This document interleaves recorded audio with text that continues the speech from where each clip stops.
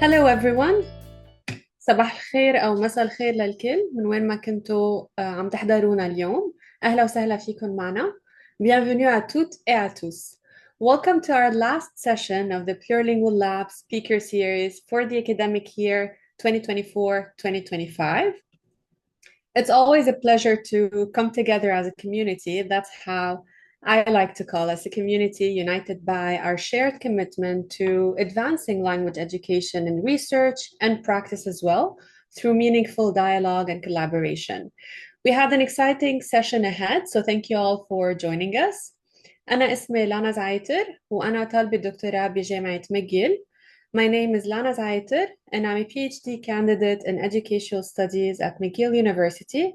And I'm delighted to be your host for today's speaker series talk titled Teachers as Changemakers, a Formative Model for an Integrated Plurilingual Approach to Language Learning. I would first like to start with a land acknowledgement. We acknowledge that speaker series is hosted by McGill University, which is situated in Jahjage, Montreal, the traditional territory of the Kanien'kehá:ka people. Jahjage or Montreal has long served as a site of meeting and exchange among many First Nations. We recognize and respect the Kanien'kehá:ka as the traditional custodians of the lands and waters on which we gather today. I also invite each of you to reflect on and acknowledge the Indigenous lands in your own context. Today, we are incredibly fortunate to have Dr. Maria Gonzalez Davies with us. To start us off, I will now turn it over to Dr. Angelica Galante, the director of the Plurilingual Lab, who will introduce our speaker in more detail. Hello, everyone. It's great to see you here for one more talk. We are delighted to have Dr. Maria Gonzalez Davies from Ramon Llull University in Barcelona. Freelance translator and associate professor at the Ramon Llull University in Barcelona until her retirement. Dr. Maria Gonzalez Davies has worked as a primary and secondary school teacher and has collaborated with the translation and foreign languages programs in Spanish universities, as well as in Germany, New Zealand, Switzerland, the UK, Italy, and China. She is head of the research group Intercultural and Interlinguistic Competence until 2022, author of books such as Multiple Voices in Translation Classroom, and co-editor of the Routledge Handbook of Translation and Education with Sarah Laviosa. One of the things that I really appreciate about Dr. Gonzalez Davies' work is that it has a direct impact in teaching and learning and the work that she has with teachers. She was a teacher herself. And that's one of the challenges that we have to make education more inclusive linguistically and culturally. So I'm sure that her work is going to resonate with many of us today. Now I'm going to pass it over to Lana again, who will talk a little bit about the etiquette of the Zoom room. So before I pass it on to our speaker, I would just like to go over some Zoom etiquette. During the talk, please keep your video and sound off. However, you may use the thumbs up and hands clapping features on Zoom to react to our speaker's presentation or anything in particular that she says. The talk will be recorded and available on the Plurilingual Lab channel on YouTube and also on our social media pages. So make sure to follow us on social media to know when the talk will be available for you to watch. After the talk, we will have a 30-minute discussion or Q&A. You can post your questions during the presentation in the chat or even at the end, or simply during the discussion, you can unmute yourself and ask your question. The discussion will be moderated by our very own Miguel Sanchez and will not be recorded. So only the presentation will be recorded, but not the discussion. Without further ado, I will now turn it over to Dr. Gonzalez Davies. Hello, everyone. Good afternoon, good morning, good evening, wherever you are. It's good afternoon in Barcelona. So what I'll do, I'll share my screen first. Let's see if it's okay. Can you see it? Yes. All right, now I'll just make sure everything's working.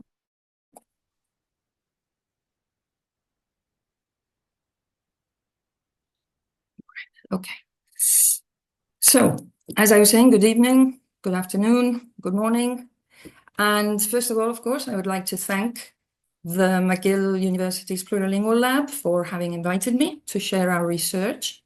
This time, mainly from the perspective of the teachers involved, because after all, it's the teachers who are key agents, and they deserve, we would think, a positive, not a default approach, which, well, sometimes criticizes them, so that they can access informed classroom suggestions embedded in a clear pedagogical and social epistemology. Because things, well, are moving, and the fact that languages can be learned through other languages is increasingly supported by official policies, such as those in New Zealand, for instance, in Catalonia, where I work. And I believe similar approaches are also in Canada, and I'd be very interested in learning about this if there is time later on. So first, a little background regarding our own context in Spain and specifically in Catalonia. After Spanish and Catalan, the most spoken languages in Barcelona are Arabic, as you can see, followed by Romanian, English, Italian, Portuguese, French, Amharic, Urdu, Chinese, and Russian. This is according to the official Catalan Department of Statistics in 2024. In 2000, Catalonia counted 198,000 foreign-born or transnational, as I prefer, following Juan Lee, transnational people, which meant 2.9% of the total population. In 2024, the total number of foreign-born people in Catalonia was almost 1.5 million, which is equivalent to 18.4% of the total population. Globally, according to the European Parliament, Spain is the second country in Europe, after Germany, to receive more migrant people, which means that 19.1% of its population is foreign-born. All this, of course, calls for action and pragmatic, well-informed guidelines to adapt to our increasingly plurilingual and plurilingual environments. So today, our aims are to present a specific proposal, the Integrated Plurilingual Approach, the IPA as we call it, the resulting 5-dimensional instructional framework, the resulting collective formative intervention model, a 4-phase collaborative reflective cycle, and some specific task examples. Just as a preliminary reflection to help us focus, I'm pleased to say that we've been working in similar lines to the action-oriented approach by North and Picardo, and similar, of course, to Galante, Zenoz, Gorter, Cots, Corcoll, and many others. So it's really exciting to see how our paths are now converging. This means that, for us, an effective plurilingual approach must encompass in-depth reflection on how the learner's languages can find their place in formal training, and on how to systematically promote sensitization and an active use of languages.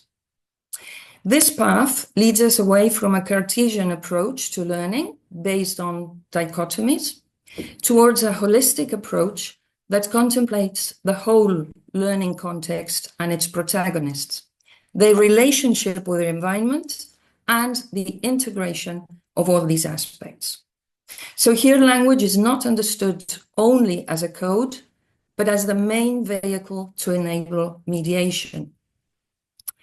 And not as a linear process, but as an iterative progression with advancements and relapses, where a whole set of skills and strategies needed to further this learning come into play.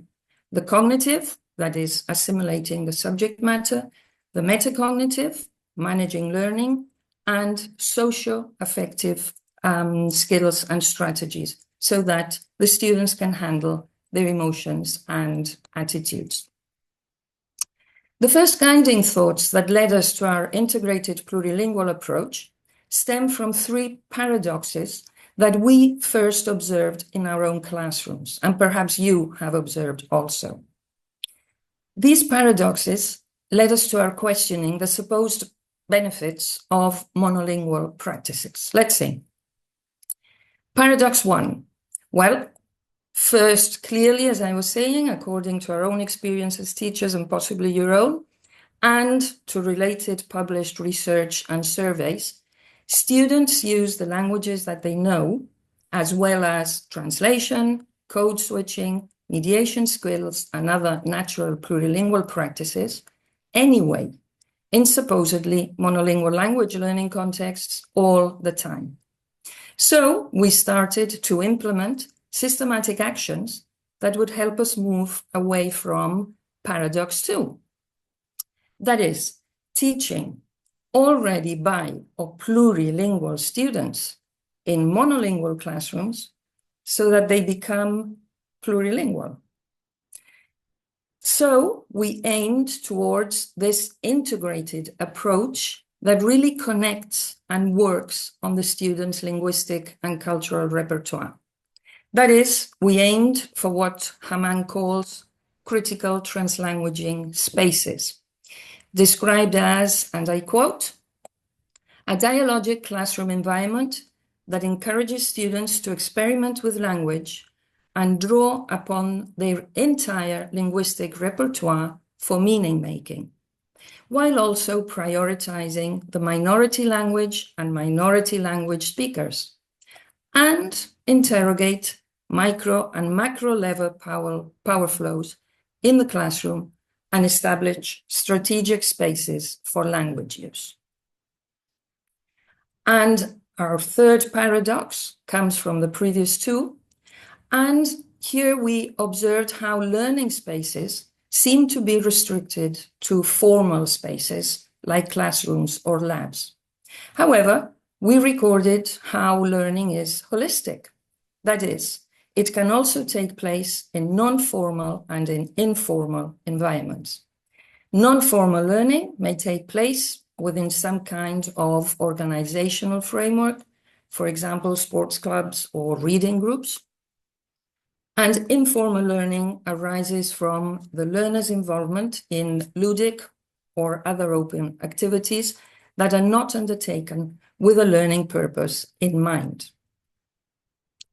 What we're saying basically is that if we are aware of and manage different languages and cultures outside the classroom in non-formal and informal contexts, why not latch onto this authentic material and potential to advance emotional and cognitive processing inside the classroom? Consequently, the integrated plurilingual approach involves applying natural plurilingual practices in language learning contexts in an informed way. That is, we move from additional language only and separate elements towards additional language mainly, where the elements converge. This was the introduction, as we were saying, with the main guiding ideas, and now we'll go to the specific research projects that we implemented to develop this formative intervention model. By the way, all the snaps are the participants in the project. Here we have 2 teachers and 2 of the researchers, because we worked in mixed groups, as you will see as the talk evolves. So to meet our aims, we sought answers to 3 overarching research questions. The first one, how can we build a theoretical framework that helps us identify the indicators that shape plurilingual competence in the classroom following an integrated plurilingual language approach? The second one, which is our focus today, how can teachers be empowered so that they can embrace the epistemological concepts of a situated, integrated plurilingual approach and become change makers in their own institutions. And the third research question, what is the impact of plurilingual teaching practices, in our case, what we call didactic sequences and projects, on the development of the learner's additional language and plurilingual competence, considering, as we have said, the cognitive, metacognitive, and socio-affective dimensions. Let's go very briefly over question 1, which led to the design of our theoretical framework. We developed and defined our positioning regarding the main concepts in the integrated plurilingual approach, mainly Cummins' interdependence hypothesis, Vivian Cook's multi-competence, the common European descriptions of pluri and multilingualism, translanguaging, Kanagaraha, Aronin's dominant language constellations, and Vygotsky's social constructivism. As I think that all of us here today are quite familiar with these concepts, I'm not going into them in this stage, but if you think it's of interest, of course, we can talk about them later on.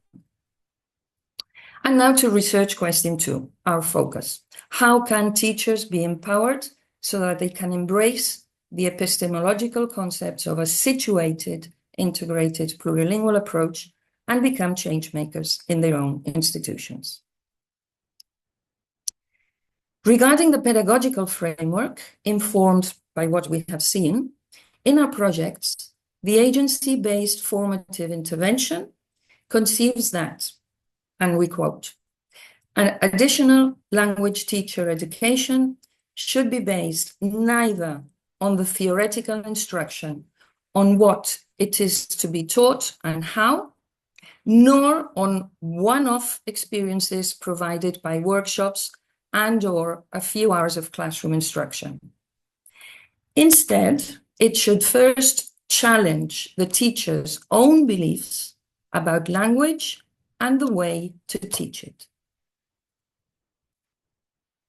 Consequently, the participants in our research work in faculties of education, translation studies, and linguistics, as well as in schools. So we operate in cross-field groups that include university and school teachers at the interface of education research, language and translation teaching, and professional development. This is achieved by promoting collective, situated, inquiry-based research that is sensitive to the linguistic ecology of classrooms and where meaning is constructed by human beings as they interact and engage in interpretation, following Robson and McCartan's real-world research approach. We have,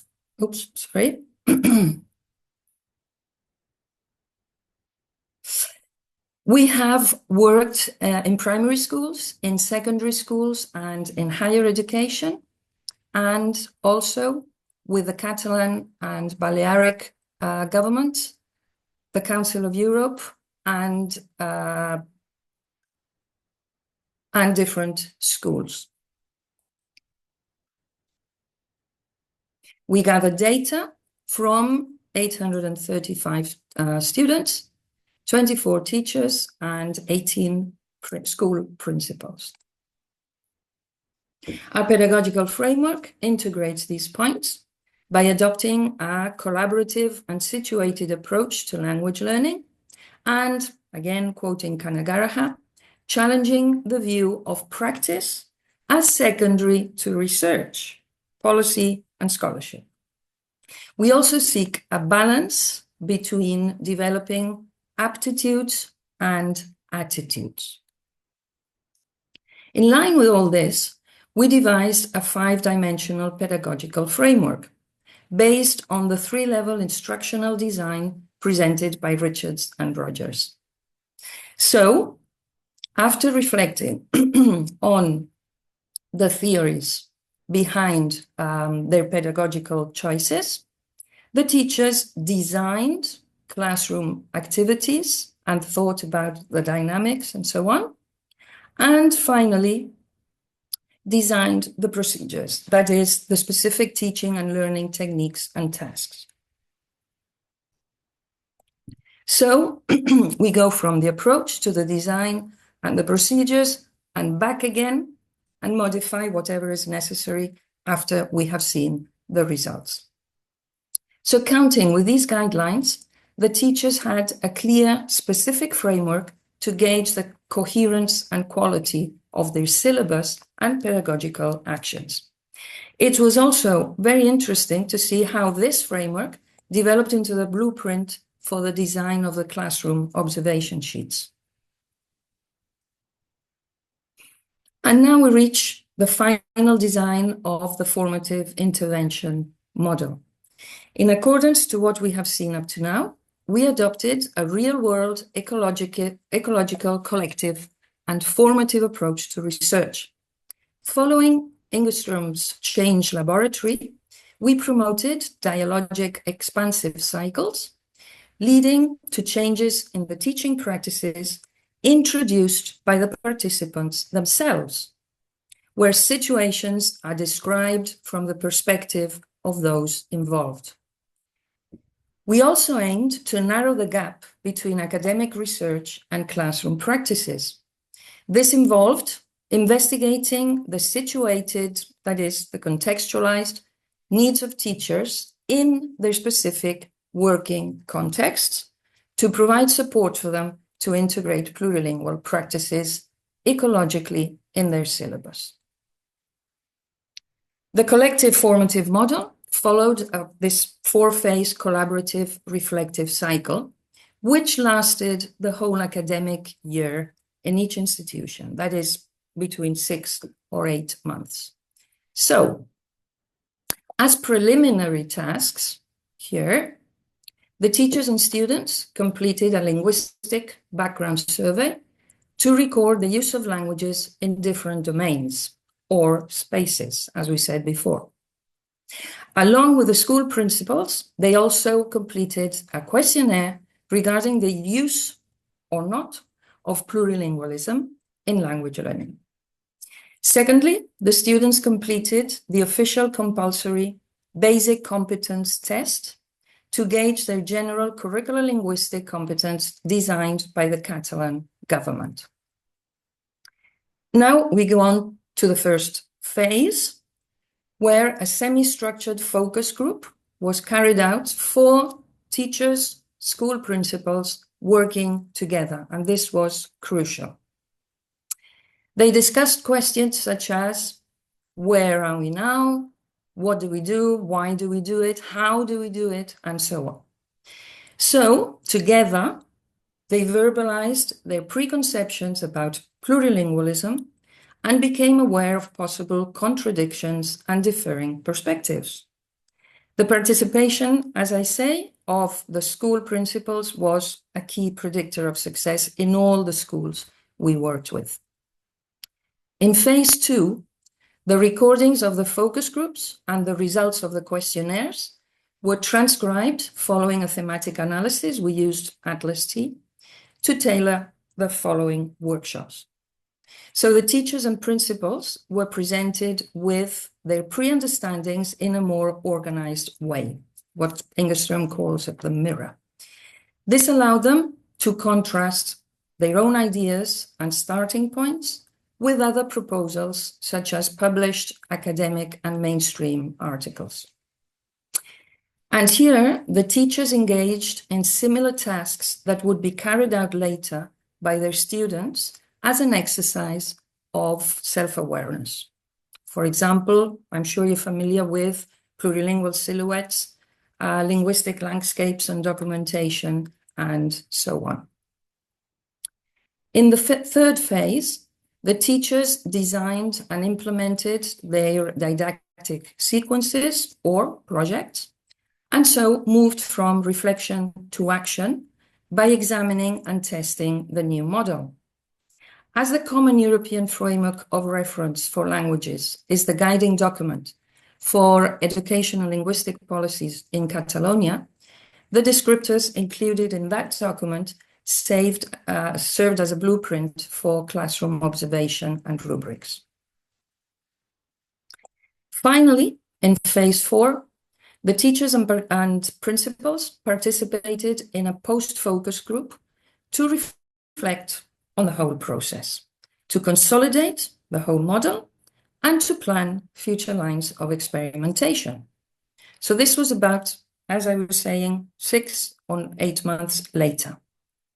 And then the students completed the official linguistic competence test once more and participated in a focus group.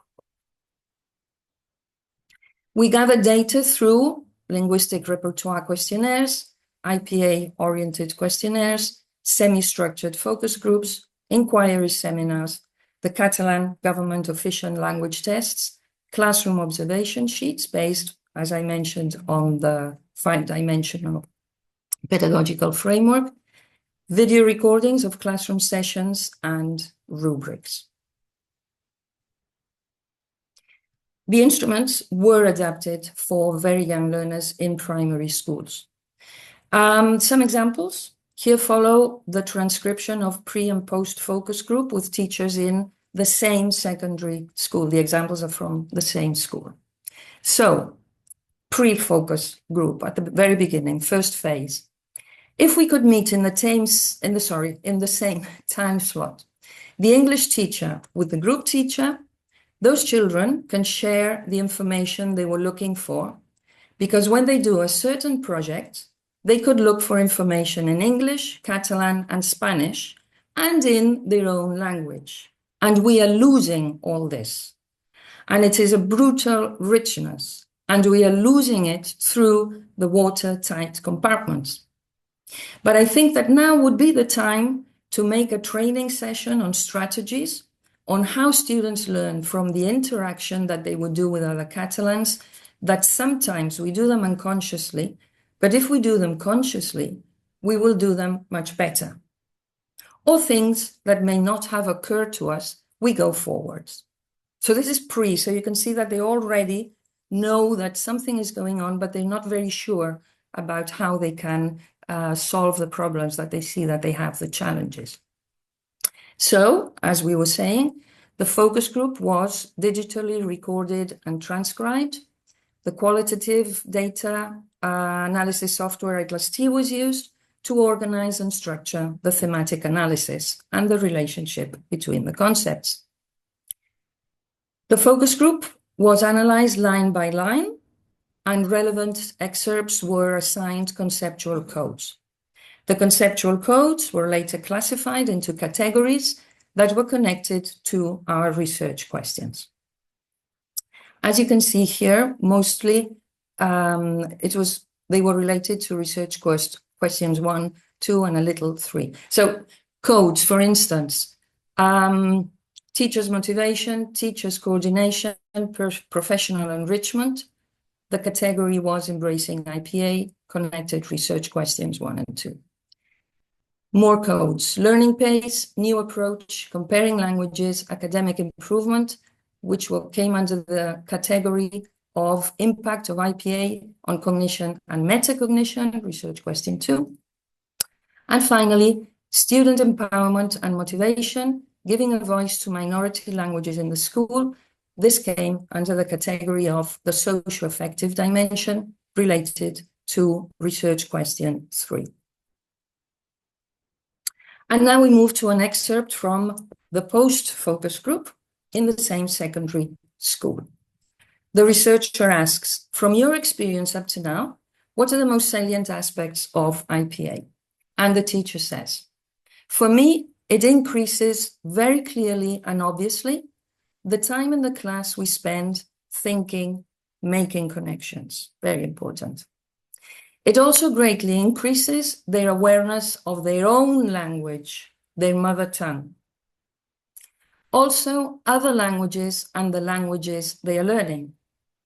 It teaches them the pleasure of discovering what, linguistic or non-linguistic, they had not seen before. It is fantastic when between them, the project provokes something that perhaps they had not encountered before.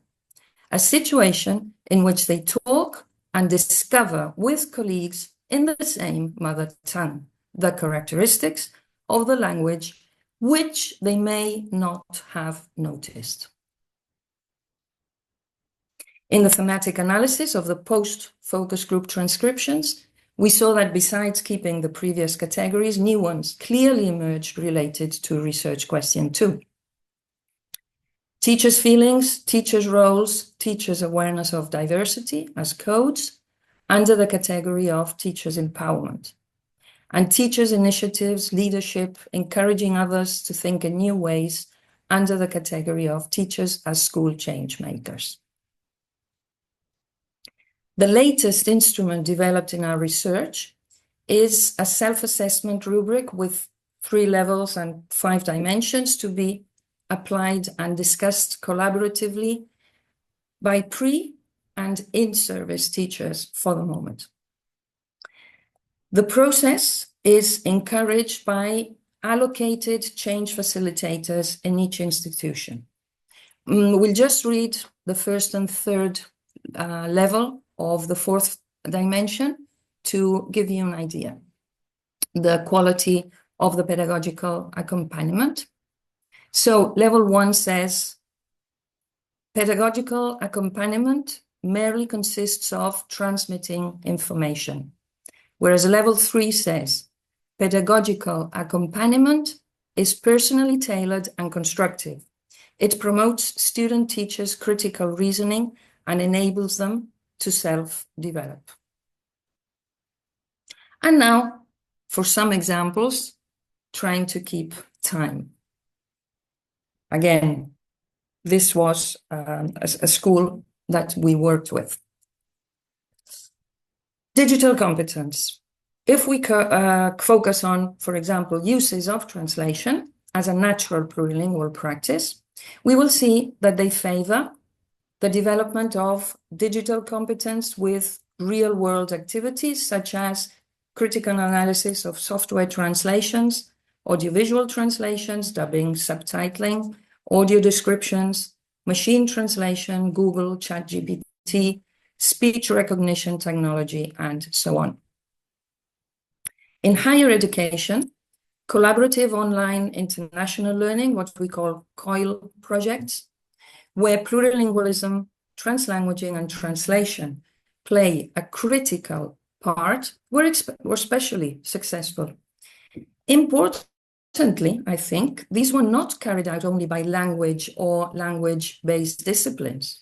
They were carried out by lecturers in psychology or sports, as you can see here in the examples. They did this after carrying out an adapted version of the 4-phase reflective cycle. These COILs originated in internationalization at home programs, which sought to foster collaboration and links between international educational communities. So examples of COIL at Blanquerna, at my faculty, were or are class co-designs, projects, virtual visits to schools, shared tutoring, webinars, exchanges of specific experiences, synchronous classes, and the possibility, of course, of expanding research contacts among many others. And now an example of the didactic sequence that was part of a unit on travel in secondary school. A day out in Paris, a plurilingual scenario. The task was to create a real communicative situation in which each group of students has to solve an issue. The situation should be sufficiently rich and well planned so that they use all their linguistic resources, linguistic repertoire, and nonverbal communication. The task development. The text was given to, you'll see the text in a minute, to each team, as well as the map of Paris. They have to solve the task by explaining their thinking process aloud in any language that they choose, languages. Afterwards, they explain to another team the day out that they have planned and write a text explaining their day out in Paris in English, which in our case is the additional language. Here are the 2 texts. These are authentic texts taken from tourist brochures. One is in German and one is in Italian, as you can see. We divided the text. And these are two languages which are not taught in this secondary school. We adapted this to different schools, of course, changing the languages if necessary. It says, you must organize a day in Paris. You have 20 euros each, not too much for Paris, we think, and a map. You do not have internet access on your phone or Wi-Fi. You have from 9 to 7 p.m. to wander around, and it's Sunday.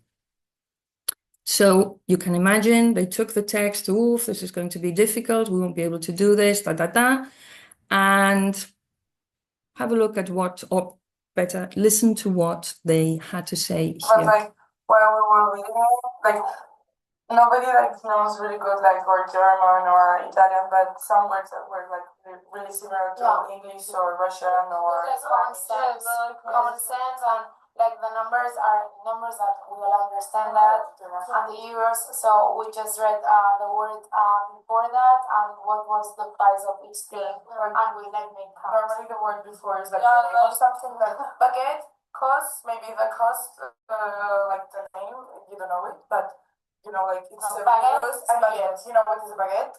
You know it's or Turifel, you know it's Turifel, and then it goes like 5 euros, you know that's gonna be 5 euros. And while you were like reading the text, you like some words were like More or less.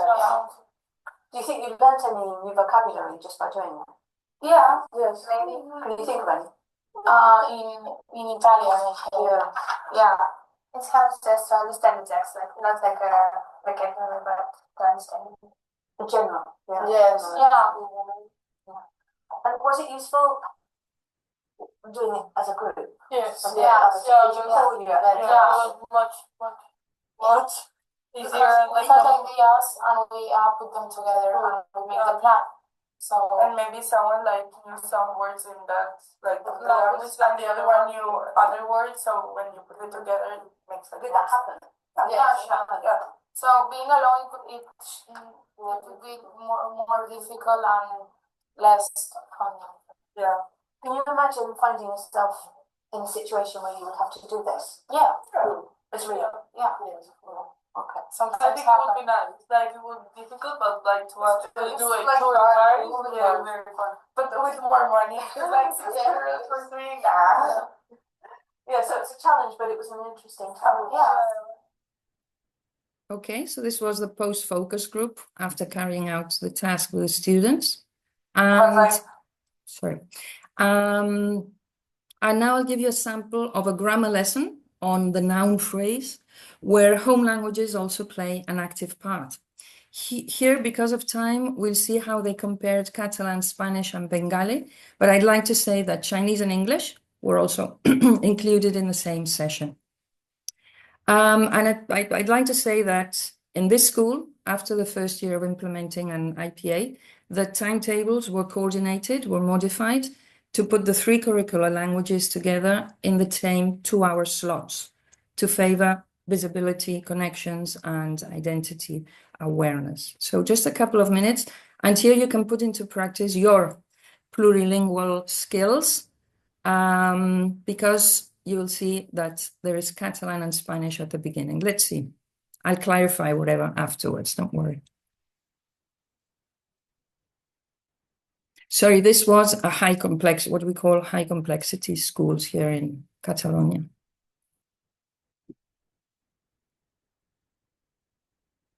Y a las horas, ahora que veo el para el sistema nominal resuelto, vamos a coger el sistema nominal y vamos a observar cómo trabaja en su medio natural, dentro de una frase. Ya aquí. La A, ¿no? Que ya una, ¿qué es la A? ¿Qué es la A? ¿Qué es la A? Pues muy bien. A es la cifra E. Vale, entonces castellano, en plural, la A. Escucha una preposición. Una preposición te van de aquí. Pero para saber a quién se dirige, para saber a quién está mirando, ¿quién se refiere? ¿A quién se refiere? Llegé la primera frase. Volver.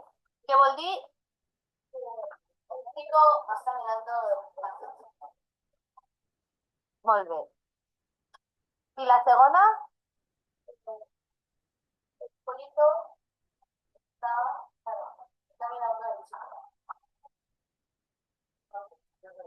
Yo no sé entrar, ¿vale? Por lo tanto, las palabras no cambian. No, lo importante es el orden, lo que pones primero, escribirlo, ¿no? Y el verbo obligatorio al final de todo. Sí, vale. I el què vol dir? Para que se pueda mirar o está mirando esto. Es como el presente, que se está pasando ahora. Ah, vale, és una cosa del verb, però no hi ha cap preposició aquí. No. Que diga, no. La persona que mira va davant. I la que és mirada, la cosa que és mirada va darrere. I l'última cosa el verb. Molt bé. Vale, por lo tanto. So as you can see, here the teacher becomes the learner. So we have a role reversal there, and really trusts the students because they are working on the same sentence and on the same grammatical aspect, teaching the teachers how all this is dealt with in their own home languages. I would like to say that I cannot include, of course, everything that we have done here, but that I will send you a list of references in case you should wish to consult more details regarding the project.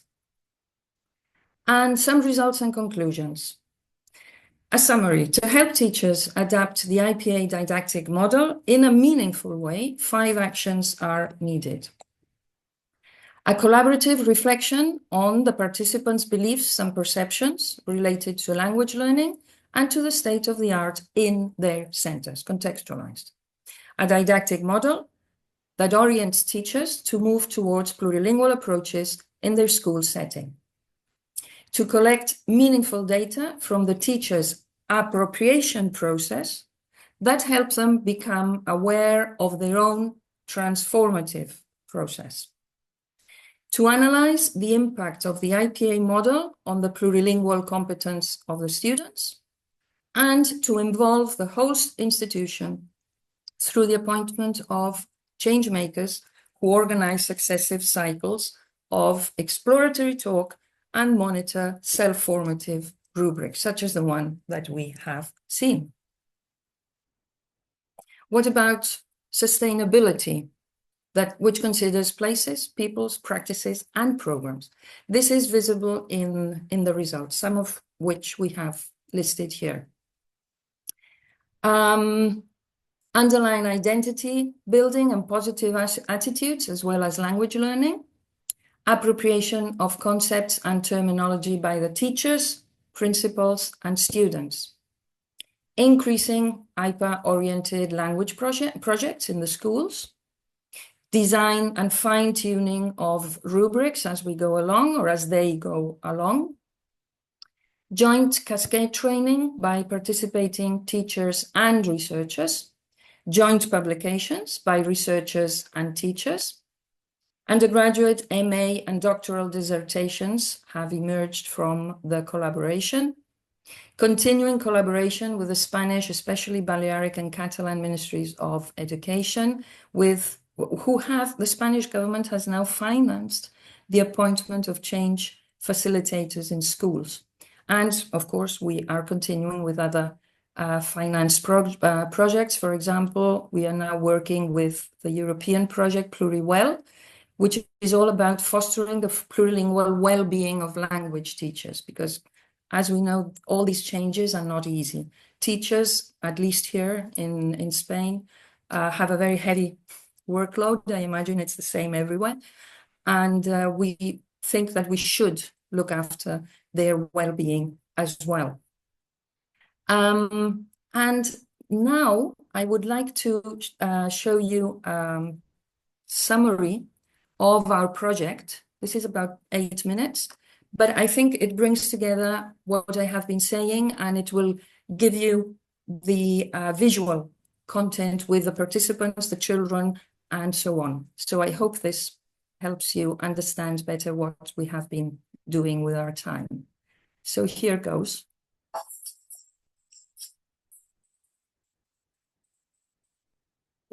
Competence is the ability that we all have to connect languages, cultures with new languages and cultures. Many still believe that we store languages and knowledge in the brain in separate compartments, but this is not so, as observation of good practices, research, and increasingly neuroscience tell us. In our integrated plurilingual approach, the IPA, what we do is explore how what we do, what we know, and what we feel are connected. In this video, we would like to share our actions, experiences, and thoughts with you. Our proposal is to adopt the integrated plurilingual approach for teaching and learning languages in real classrooms. In this project, we're looking for answers to at least 3 questions. Can we learn and teach languages through languages? Can natural and spontaneous plurilingual strategies become pedagogical tools in language lessons? And finally, does acknowledging diverse language and cultures improve performance and perceptions in the classroom, both for teachers and students? In our project, we have been looking for ways to use natural plurilingual strategies in an informed way in the classroom. By natural plurilingual strategies, we mean, for example, the use of the L1, the use of translation or talk, the use of code switching or PDCS, among others. All of them would be what in the literature is called translingual practices. This has been defined as the ability that plurilingual speakers have to shuttle between the languages that they have in their minds, to treat them all as an integrated system. If we want to explain why using translingual practices or translanguaging in the classroom is an interesting idea, we can look at some of the answers given by research. First, translanguaging offers us genuine communicative practices to be used in the classroom. Secondly, it offers us many pedagogical affordances that can be used for learning and teaching the language. And finally, it allows us to re-explore the relationship between language and identity. We have based our classroom research on observing, recording, and establishing connections between educational objectives, translingual competencies, and language learning strategies. Related to these correspondences, we then designed or adapted activities, tasks, and projects. The main aim of these projects is to help teachers see their teaching and learning languages through new lenses. We believe that by doing this, we are enabling teachers to reshape their own pre-understandings, reframe their current teaching practices, and hopefully engage in new ones. Therefore, we started off by asking teachers about their beliefs and needs in relation to their own teaching practices, through focus groups and questionnaires, followed on by situated inquiry seminars. Then, the teachers designed and implemented their material. We recorded the sessions and we ended up by other focus groups and questionnaires.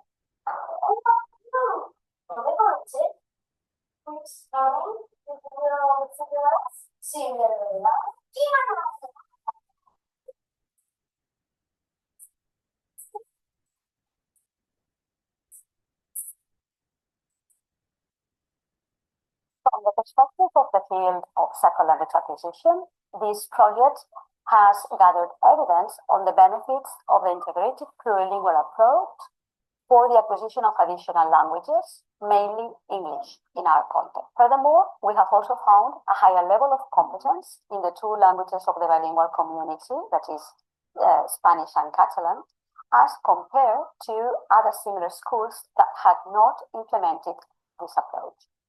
Integrating the students' first languages in the school enhances motivation, self-esteem, and language awareness. Such factors have for long been regarded as both positive and necessary for second language acquisition to take place.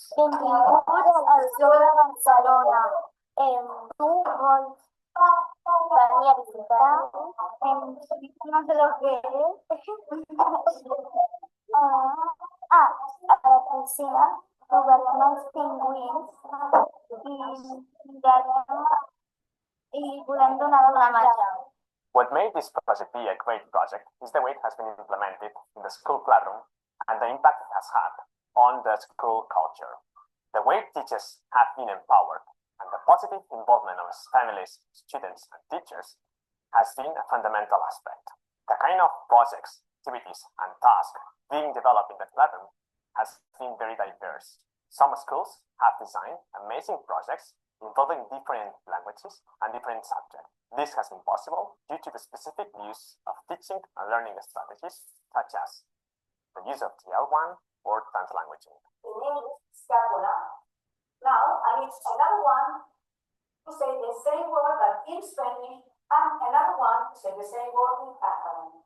The first letter in English is U, la primera letra en castellano es T, y la primera letra en catalán es la C. In our school, the three curricular languages, English, Spanish, and Catalan, are integrated in a unique Department of Languages where the teachers work side by side in common projects creating plurilingual activities. The main aim of these activities is to provide children with the opportunity to discover language connections by identifying differences and similarities among all the languages, as for example, they came from a plurilingual approach. Another activity is the plurilingual alphabet game, where children have the opportunity to switch from a language to another and vice versa according to the language used in the questions. We have another activity, which is the plurilingual theater. In this activity, children can participate, interacting in different languages, including the language of their families, and it is very important for them. It is relevant to point out that parents are also involved in these activities, giving support to their children learning at the same time that they are preserving their culture. What we've been doing for 5 years now is working on the linguistic project, what we call TIL, Tratamiento Integral de Lenguas. And we started doing this because we noticed that there are a lot of languages in our school, and students were not really aware of their own languages sometimes. So we wanted to integrate them. So we started using Catalan, Spanish, and English, which are the curriculum languages, merging them and also adapting the languages. What we do basically is exercises and projects using translanguaging and contrasting the different languages, the curriculum ones, Spanish, Catalan, and English, and their own languages. Sometimes students don't really don't have the command of their languages because they just use them at home to communicate with their families. But it's interesting how they discover and they start comparing languages, and they try to tell us, the teachers, how their language works. Some of the lessons that we have learned with IPA is that we need above all time for it to be implemented, 6-8 months at least, a whole school year. Also flexibility on the part of the teachers and the students to accept different utterances and different ideas. Finally, the activity should be implemented regularly and ecologically in the syllabus. If all these conditions are met, the results, as you have seen, are very positive.